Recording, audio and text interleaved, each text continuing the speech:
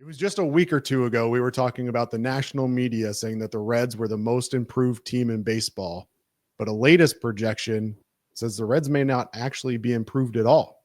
We'll dive into it on this edition of Chatterbox Reds. Welcome in, everybody. I'm your host, Craig Sandlin, joined, as always, by my good friend and co-host, Nick Kirby. Nick, how are we doing, my friend? 1 week away from pitchers and catchers reporting as we record this. Man, exciting times. We're getting closer. I can't wait for spring training baseball. That's going to be exciting. That'll get me going for about another 3 weeks till we get to like that last week of the season. That's miserable again. And then we get into baseball every day. And there's nothing better. If you're a diehard baseball fan, there's nothing better than like April when you just start getting games every day again. It's good for the soul, Craig. Absolutely. Super Bowl this weekend on Sunday, and then just a couple of days later, pitchers and catchers reporting.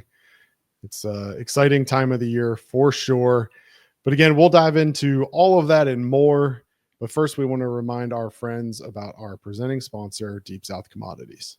Yeah, as always, Deep South Commodities, DSC, is a leader in renewable commodities for biofuel production, specializing in used cooking oil collection, aggregation, and sales. Visit www.deepsouthcommodities.com for more information. Thanks as always to our friends at DSC. Thanks to John and his team. Nick, let's get into it. We did a little show a couple weeks ago talking about a couple members of the national media who had decided that the Reds were one of, if not the most improved team in baseball. And then earlier on Monday, a little bit of a shockwave sent through Reds fan base as the Pecota projections were released. Those projections not so favorable for the Reds. Before we get into the projection, Nick, I do want to just do a very brief overview of Pecota, what it is, the history of it, stuff like that. Yeah, Pecota's kind of been known as the gold standard of projections. Kind of took form in 2003 and has kind of gained momentum over the years. It's the projection system that the MLB network uses. So that kind of has certainly, I think, given it a lot of credibility. Like with any projection system, it's a projection. It's impossible to predict a sport like baseball, especially a sport like baseball that injuries play such a large impact on every team's season. So it's a good projection system, but it's a projection system nonetheless. And that's pretty much the nuts and bolts of it. Yeah, developed back in 2002 by a well-known statistician and prognosticator, Nate Silver. But like every projection system, Nick, like you said, it is imperfect. And this year, I'm going to be honest with you, Nick, it feels imperfect. Pecota in 2025 has the Reds projected at just 73.5 wins, finishing in the cellar of the NL Central. What was your reaction when you first saw that projection come across? Yeah, I didn't think that it would be a great projection for the Reds, but I didn't think it would be that bad. Pecota's really been a wild card. I remember in 2022, after the Reds had just traded Sonny Gray and were like in this full tank mode, and it looked like the lowest vibes I've ever seen on the Cincinnati Reds going into a season. They projected the Reds to win 79 games. What? That was shocking. Reds ended up winning 62.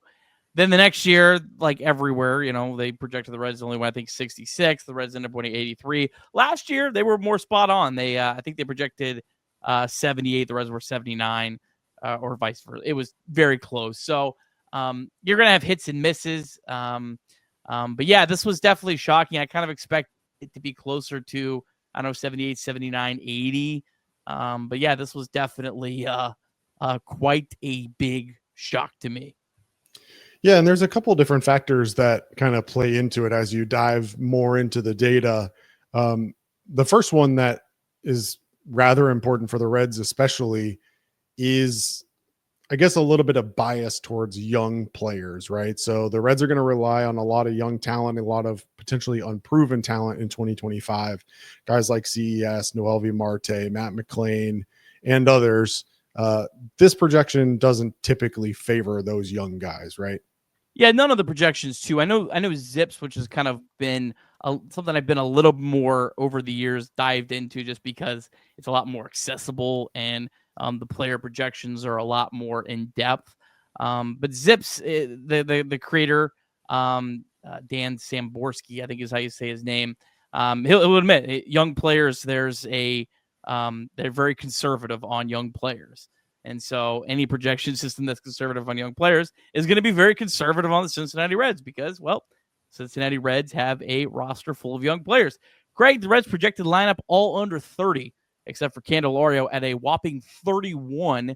Ellie De La Cruz has played one full season in the big leagues. Matt McLain and CES have not even played one full season in the big leagues. Spencer Steers played 2 full seasons.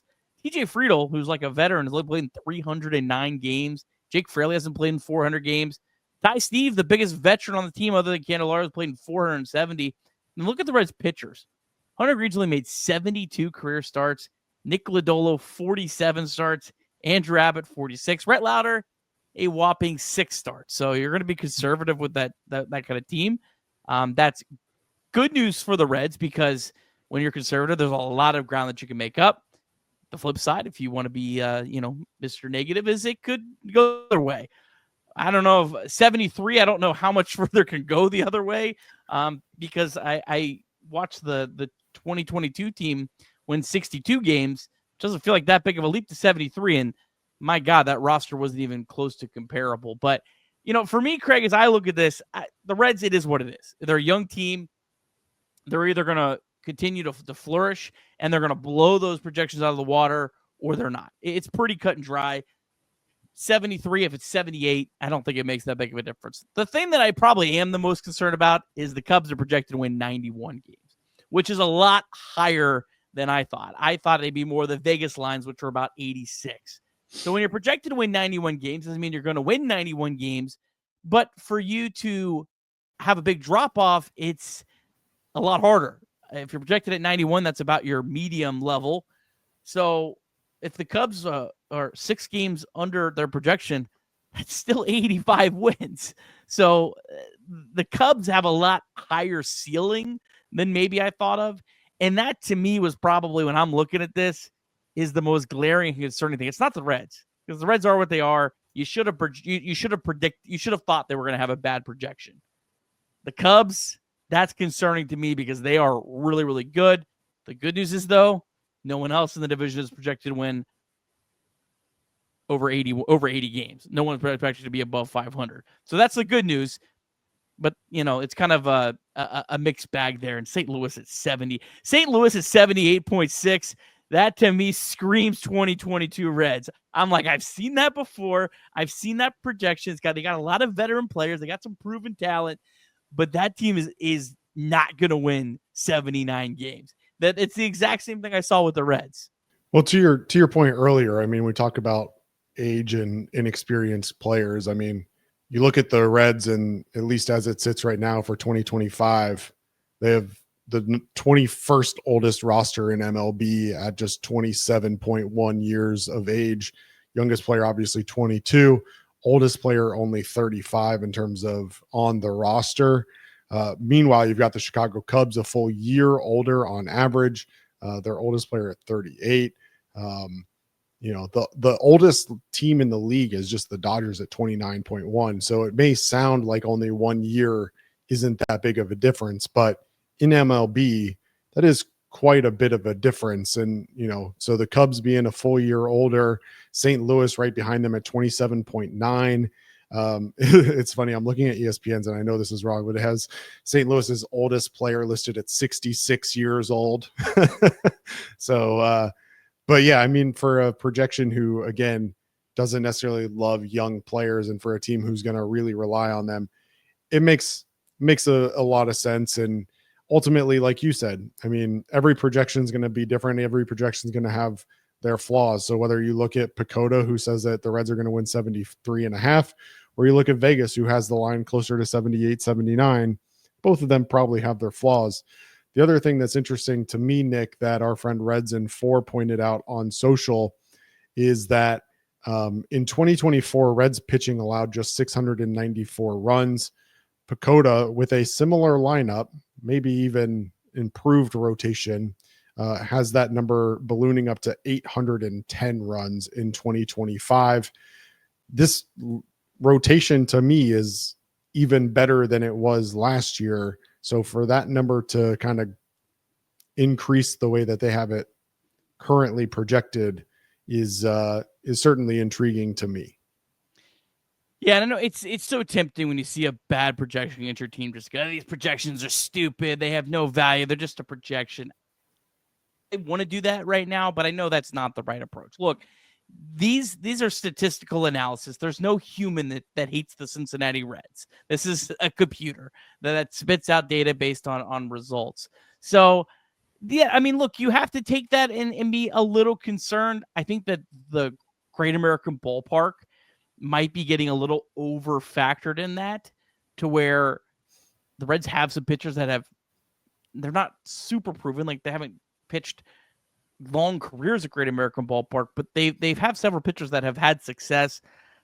I would bet a lot of money that the Reds are less than 810 runs that they give up. But again, maybe we are a little too high on the pitching staff overall. I think there's probably a balance there to where, yeah, that seems wrong. I don't buy that. But at the same time, maybe we're a little too optimistic about the pitching. Now, on the flip side, the offense, 736 runs. That's only 14 less than the Cubs. So again, as I've been kind of saying all offseason, I don't think the offense is as bad. So there's maybe a little bit of both there, where maybe you can be a little bit more optimistic about the offense. Maybe we should be a little bit more concerned about the pitching. You hope the Reds have addressed that. You know, my biggest concern, though, is if you have a rash of injuries, there isn't the Reds have gotten a lot better with the depth. They made some really nice minor league signings to kind of help prevent the spring injuries that could flare up, but there isn't a massive amount of depth beyond that. The other thing that I don't believe projections like Pecota take into account, that I think Vegas and some other projections do take into account, is the Terry Francona hire. And quite frankly, I think that a lot of people believe that Terry Francona is a certain number of added wins above replacement in his own right. And if you're simply looking at players in Pecota's version of WAR, yeah, maybe this team on paper is only 74 wins in their eyes, but you add Terry Francona in there and his leadership, along with some of the other veteran leaders that this Reds team has. And I don't know, for me personally, it's hard to envision a season that only ends up with 74 wins, but like all projections, only time will tell. And Nick and I will be here along the way all season long, recapping every game live on Chatterbox Sports. Be sure to tune in throughout the season, and we will see you then. We also want to remind you that you can call or text 988 anytime, day or night. The 988 Suicide and Crisis Lifeline is a place to get support for anything related to mental health. Whether it's an immediate crisis, simply wanting to find out how to connect with care, or anything in between, it's a 100% confidential, secure, and anonymous way to reach out for help when you don't know where else to turn. To connect, call or text 988 or visit mantherapy.org to get help. It's okay not to be okay.